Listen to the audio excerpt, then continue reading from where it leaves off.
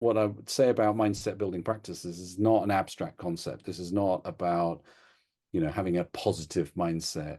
This is about the architecture of our brain. So when you do the things I'm about to talk about, they will, over a period of time, through neural plasticity, change the structure of our brain. They'll change the pathways, the networks, and so on.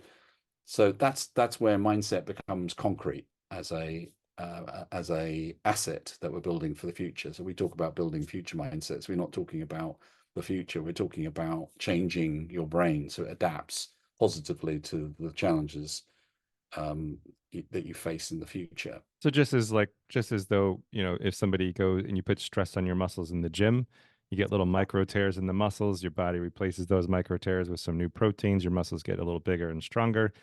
You're saying you could do the same thing with the brain. If you do some practices that are correct, you can build new neural networks. I would imagine you could even generate new neurons in response to enough stress, to help the brain adapt. And so you're saying you're building this future mindset that is literally the physical structure of the brain and the networks in the brain, how the neurons are communicating with each other.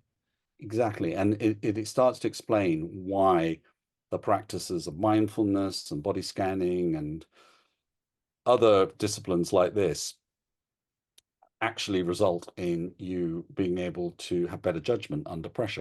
So, for example, if you do something called a body scan, which is first thing in the morning before you start feeling and thinking, that little brief little window you have of almost raw consciousness, if you tune into your body and start to scan it and just ask yourself, how is it feeling? What that's doing is it's creating a flow of information from the body through to the heart, up through the vagus nerve into the insular cortex. And that's actually strengthening that mind-body connection. And the insular cortex over a period of time will get larger. What that means is that when you are faced with some form of stress, your executive function will be more able to cope. And you actually, ironically, find that some people's performance goes up under stress, not down. Hmm.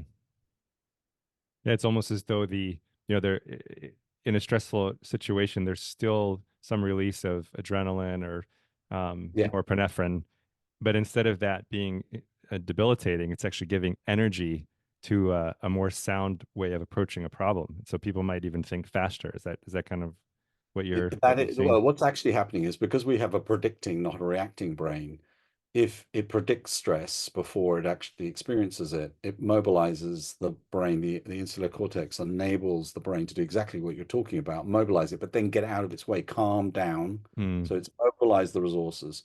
Whereas the person that doesn't have this, what ends up happening is the stressor happens, the brain isn't ready for it, it goes haywire, and then you give up or you run away or you find it too taxing. And that then leads to more stress. It kind of leads to a kind of chaos in the brain.